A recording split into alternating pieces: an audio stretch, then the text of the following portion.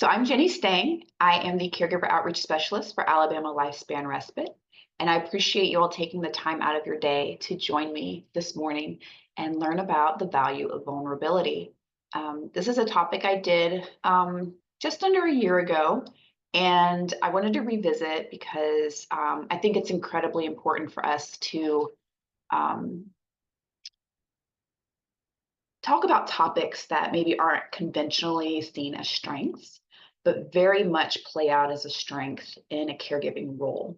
And vulnerability is one of those things that I have a love-hate relationship with. And I think most of us do because we know that vulnerability can definitely be seen as a weakness, right? When we think of someone being vulnerable, we think of maybe being exposed to danger, or you think of your loved one who is requiring full-time care. They may be vulnerable in a sense of, their physical or mental capacities, or they have a chronic illness, and so they are a vulnerable population. But today, the context of vulnerability as it relates to caregiving and relationship building is a strength. And I would argue that vulnerability is a necessary component to cultivating relationships and having support, having a support system, right? Because, of course, how can you ask for help, receive help, provide help, unless someone has expressed a need in that way, right? And expressing need for help, expressing need for support, that is an act of vulnerability. And I think our culture, especially when you think about men in our culture, vulnerability is not allowed in a lot of spaces, right? It is seen as a weakness.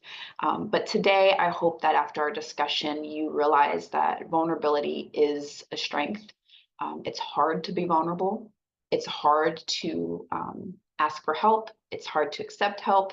And it can be very difficult to build relationships without vulnerability.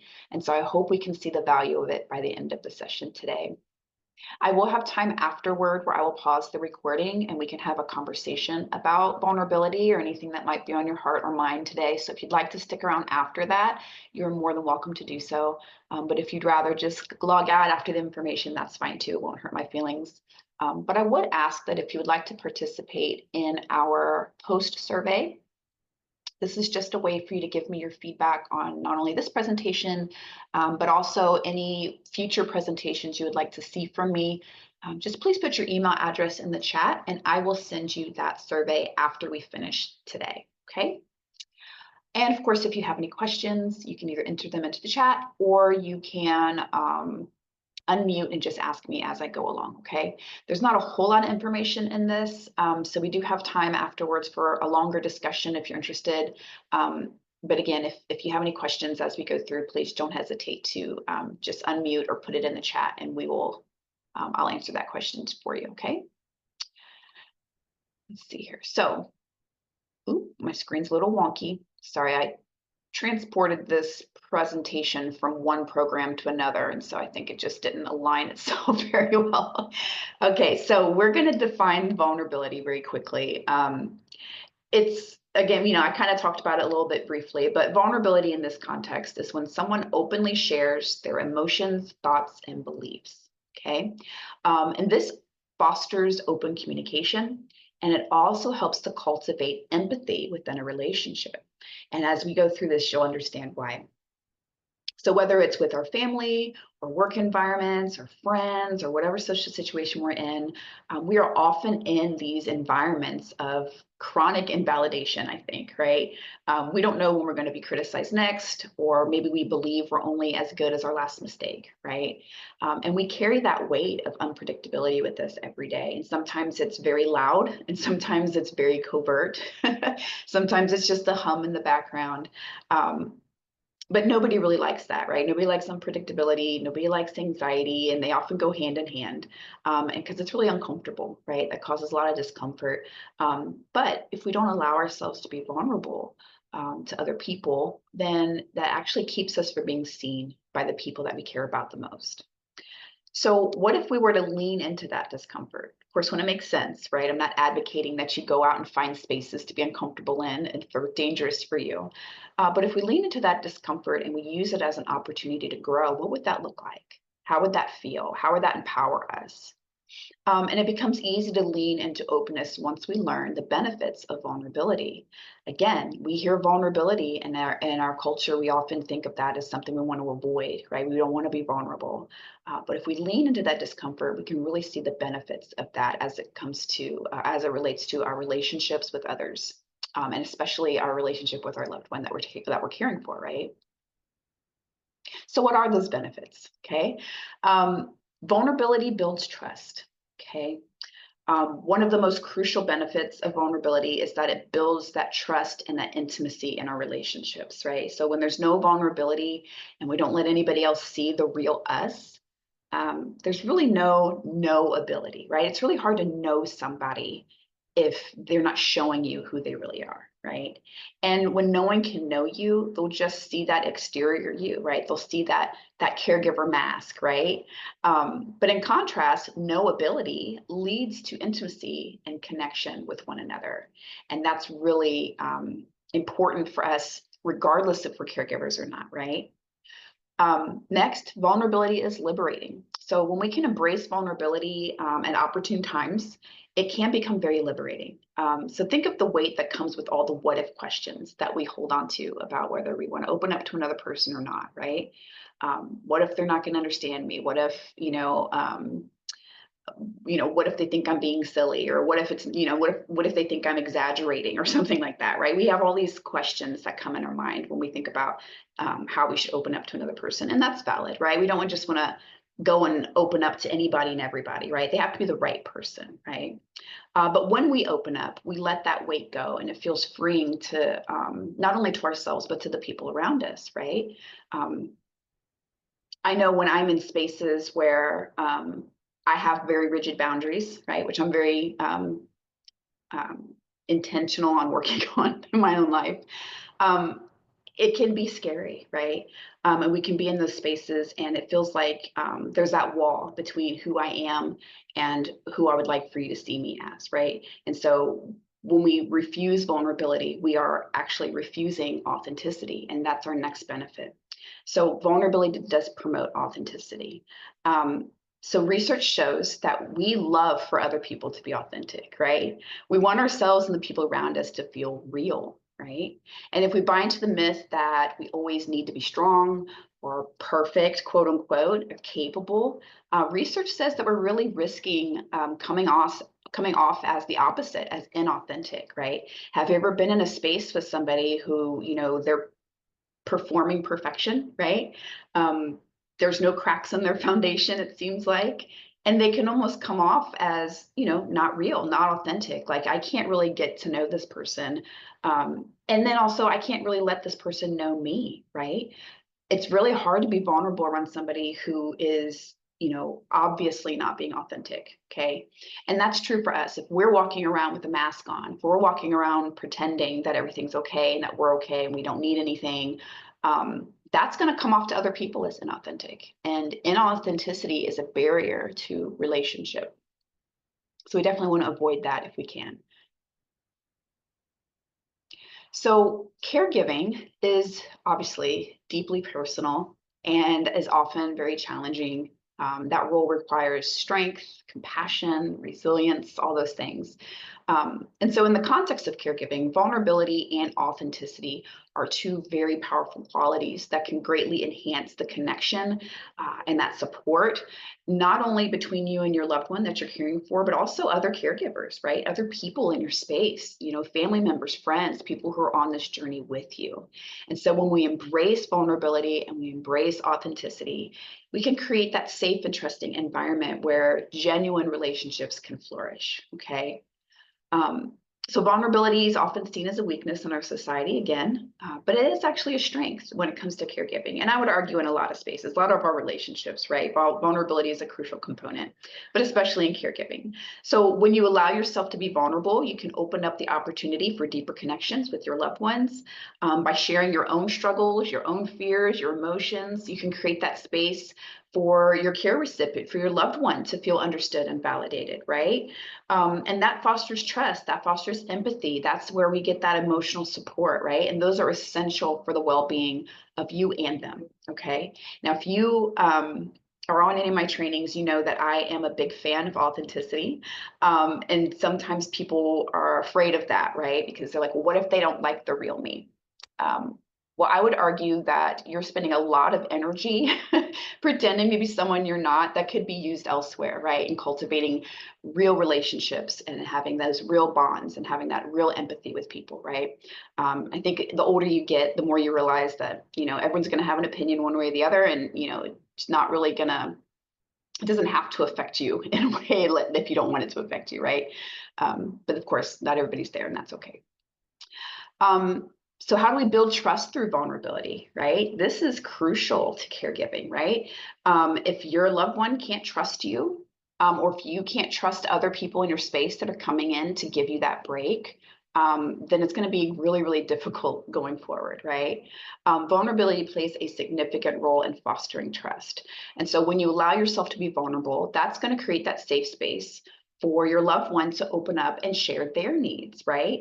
Some of you are taking care of loved ones who, mentally their capacity is there and they see how you struggle or they see all the work you do and they don't want to burden you with maybe some other things that they have or emotional things that they're doing. And so they can keep that to themselves. But if you are in that space where you're vulnerable and you're authentic, that could maybe prompt them to be like, I can be open and vulnerable with this person because they're being open and vulnerable with me, right?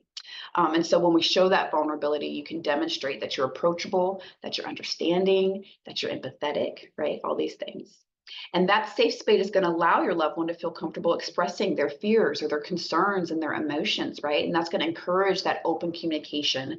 And that's going to enable you to better understand your loved one's unique needs, right? And what they need and how you can best care for them. So by being vulnerable, you can establish that deeper connection with your loved one. And that leads to stronger bonds built on trust and mutual understanding, right?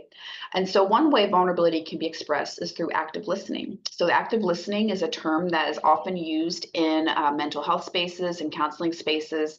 And really that just means, engaging with someone as you're listening to them, right? Don't be on your phone. Don't be flipping through the channels. We've all been in those situations, right? Where we're trying to talk to somebody about something and you can tell that they're not really listening, right?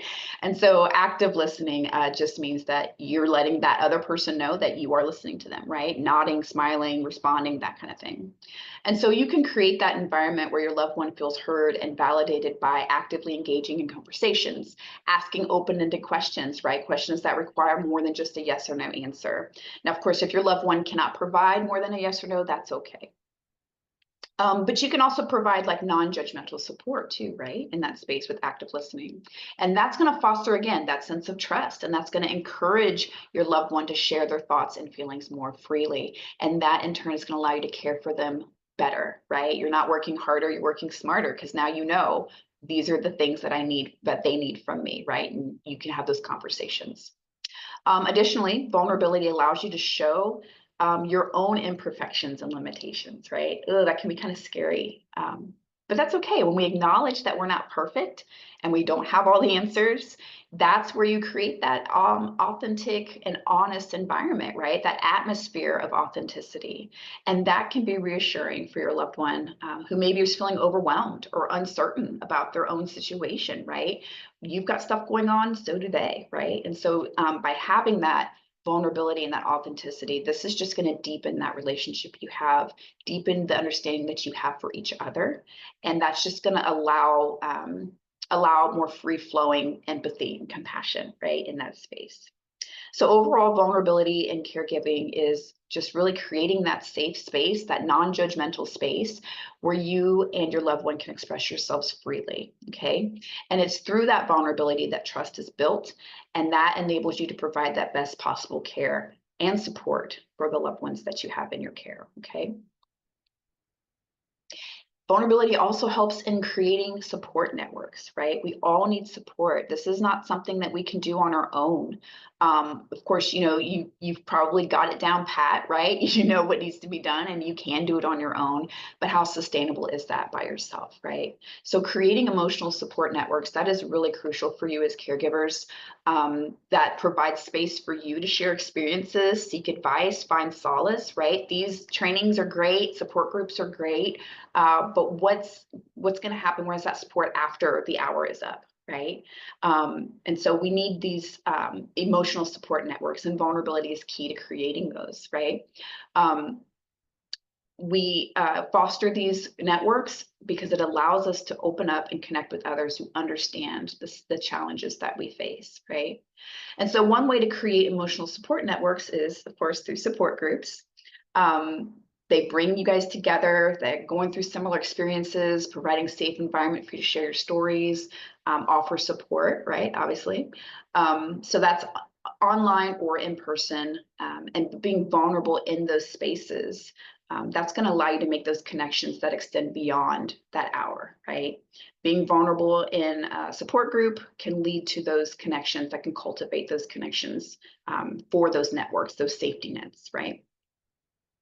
Another way to foster emotional support networks is by seeking advice from professionals or experienced caregivers, right? Somebody who's been on that journey, they're a little further down the road than you are, right?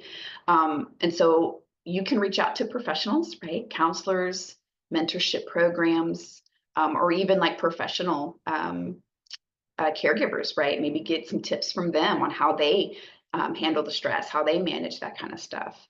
But again, that requires vulnerability, right?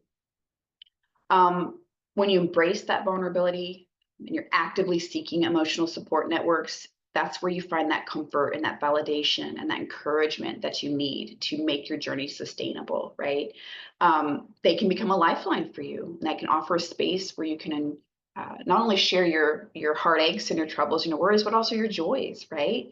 And it's sharing all those things without the fear of judgment, so that we can just drop the mask, take a breath, and be authentic, right? That's incredibly important for our well-being, whether we're caregivers or not, right?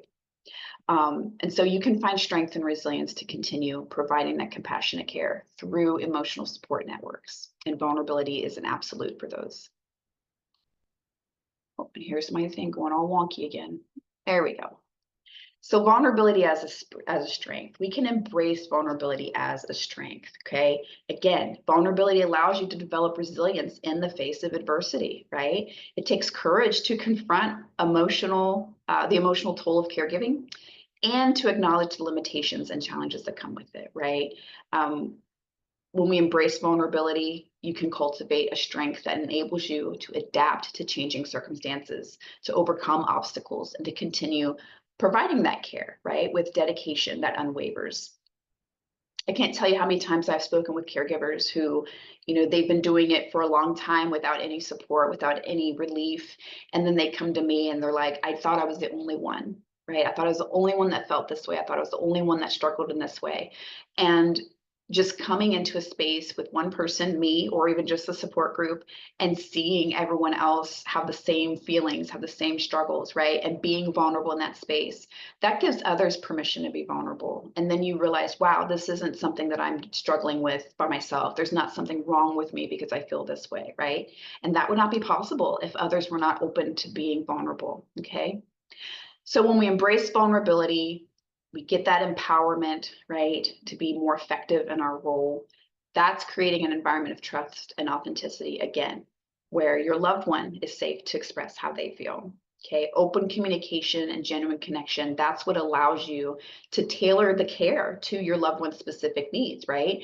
And that's how we know that the support that we're giving them is truly impactful and meaningful, because we're listening to what they need, we're hearing them, we're facing it with compassion, empathy, and authenticity, right? So there are some challenging societal notions that vulnerability is a weakness, right? We all know that. But you as a caregiver, you have the opportunity to redefine that narrative, right? Embrace your vulnerability as a strength so that you can be more compassionate, more resilient, and more effective in your caregiving role, right? And so when we recognize and value vulnerability, you are transforming the way that care is delivered, right? Fostering those deep connections, providing those higher level support to those in need, right? And again, your loved one probably knows you really, really well, right? You're in a very intimate position with them. And so they know when you're not being real. They know when you're being fake, or when you're putting on that mask, right? And so they may respond in kind, right? And then what happens? If you're both acting like everything's fine and it's not, neither one of you are going to get what you need, right? So how do you get support as a caregiver? Well, we all know it's crucial to have that support while you navigate challenges of caregiving, especially if you're going to do it with authenticity and vulnerability, right? Caregiving can be emotionally and physically demanding, and it is very important that we have those support systems in place so that we can cope and help maintain that well-being. So sharing stories, exchanging advice, finding solace in the company of others who understand unique challenges of caregiving, that can be really, really beneficial. Um, and of course, we will always plug providing professional counseling or therapy through a licensed professional if you need that. And we'll talk a little bit more about that at the end. But a trained therapist or counselor that can provide, they can provide guidance or offer coping strategies, right?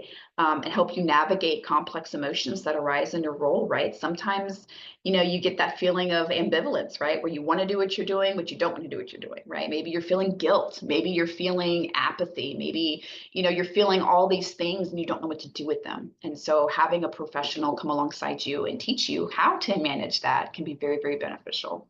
But again, that requires vulnerability, right? But a counseling session can also be a place for you to explore your own needs, right? Your own emotions, and allowing you to better understand yourself and your caregiving journey, right? And I'm sure many of you can agree that who you were at the beginning of this journey is not who you are today, right? Caregiving has changed you. And sometimes you need a little bit of support to kind of help you sort through some of those changes and really define who you are now, because you have gone through like a metamorphosis of some kind, right? Um, but it's important to know that seeking support in this way is not a sign of weakness, but it's a strength, right? It's hard to reach out. It's difficult to ask for help. It can be very, very hard to say, I can't do this, right? But when we reach out for help, you're prioritizing your own well being and you're ensuring that you can continue to provide that authentic and vulnerable care to your loved one, right? Which is what we all want. And you deserve that support, right? You deserve that understanding. And you're navigating something incredibly challenging for most of you. And so seeking support from others, that's a very powerful way to find the strength and resilience that you need for this role, right? It is not a weakness to say, this is hard, right? It's not a weakness to say, I need support. Okay.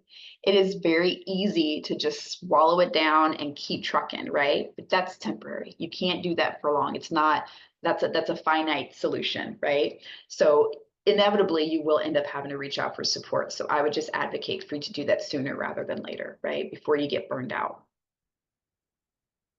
So when can you be vulnerable? Okay, and this is a very important question to ask yourself. Um, because you say, well, I want to start being vulnerable and I'm just going to go all in, right? Um, but again, it's really not about just being vulnerable, right? It's finding the right time, the right space, the right people to be vulnerable around, okay? You don't want to shock your system and negate some of the benefits of vulnerability by just, putting all your business on Front Street and then oops, you did it with the wrong person and now you've been burned, right? So you don't want to lay everything on the line right away. It's important to take those small steps, right? So find somebody or, some person, a counselor, a therapist, maybe a trusted friend, a confidant, a family member, or a support group, right? Start in those spaces where you know it's going to be safe for you to do that, right? And of course, being vulnerable doesn't mean that you're just spilling your whole life story, right? To every person that you meet, just go to Costco and then, start chatting somebody up about all your struggles and all your woes in the checkout line, right? You just start small, right? Choose the right time and the right person to open up to. Pay attention to how you're feeling when you're vulnerable in your relationships, right? Because some of us are maybe in relationship with people where it really isn't safe to be vulnerable with those people, right? And that's okay. That's not a mark against you. That's just the relationship we have with that person.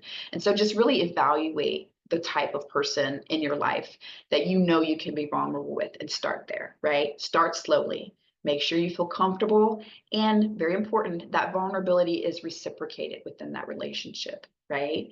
So of course, if you're talking to a therapist, they're probably not going to tell you their whole story, right? But that is a safe place to be vulnerable in. But again, if you are talking with a family member, another loved one, right? We want that reciprocated vulnerability, right? They can be vulnerable with you and you can be vulnerable with them. And that's how we cultivate those authentic, supportive relationships, okay? So you can be choosy when it comes to being vulnerable. And I would advocate that that's a must, okay? So I love this quote by Brene Brown. And if you don't know Brene Brown, I think she is probably one of the most famous social workers in our country.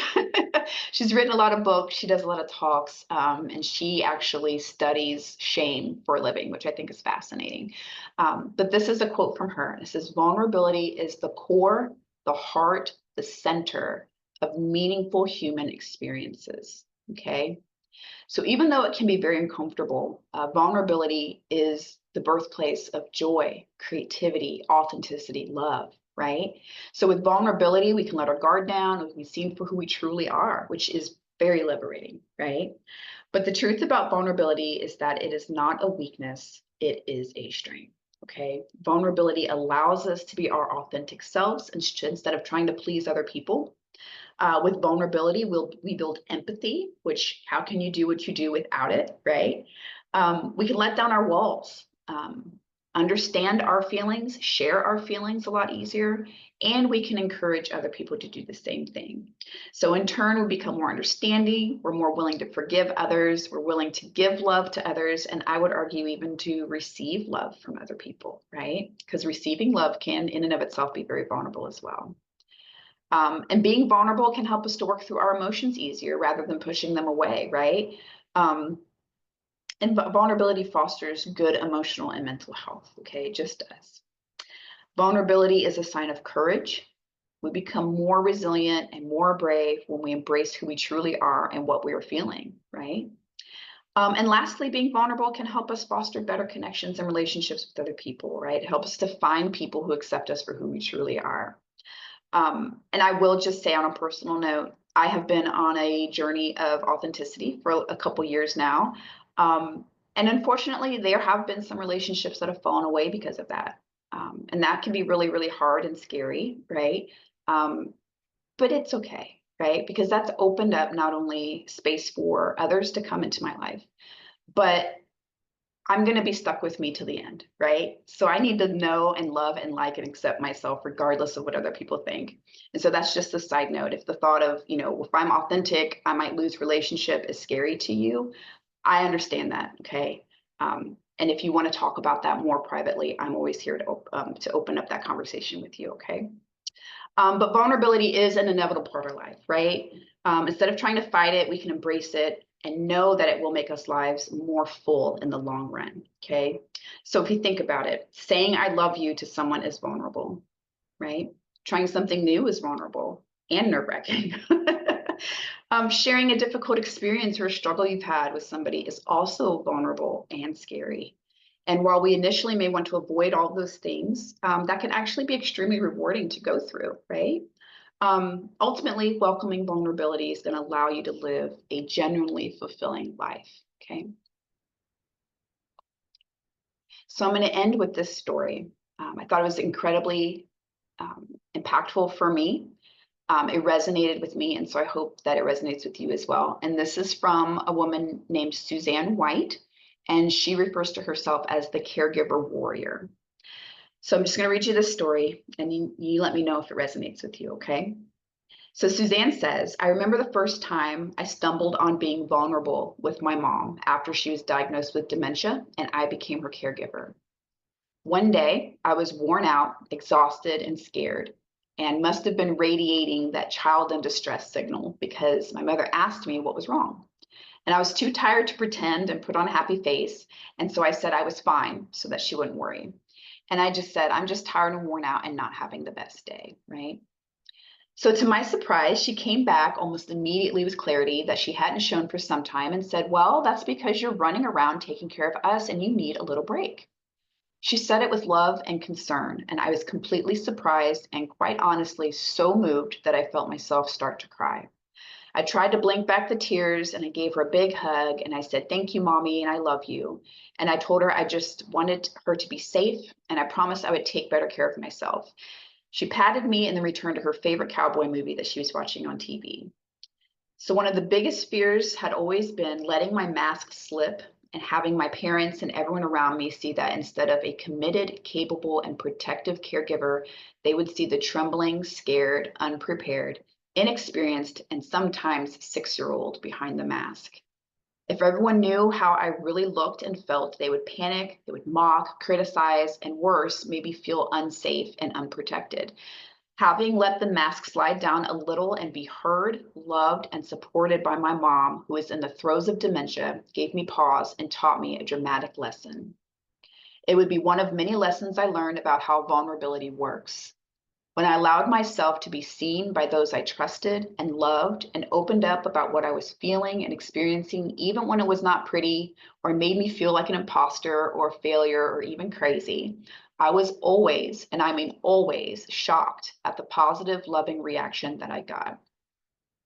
When I was an open, authentic, and vulnerable caregiver, people were not only kind and understanding, they would offer to help me when I needed it the most. When I was honest about my fears, my struggles, and exhaustion, I found out that other caregivers, other families, and friends had gone through or were going through similar situations. They had insight and could offer me solutions and validation. I realized I was not alone and there was nothing wrong with me. So I love that because even just in her telling that story, she's expressing vulnerability, right? And how many hundreds of people have gone to her website or heard her say these stories and it resonated with them and then they felt and they understood, right? So I hope this gives you some inspiration to at least test the waters of vulnerability or at least to consider the value that you can find in being vulnerable and how it can empower you to be a better caregiver, a more inspired caregiver, a more resilient caregiver, and a more authentic person. So that's my info for you today. If you would like my sources, here they are. If you're interested in going through and doing a deeper dive on your own. And let me stop my share here.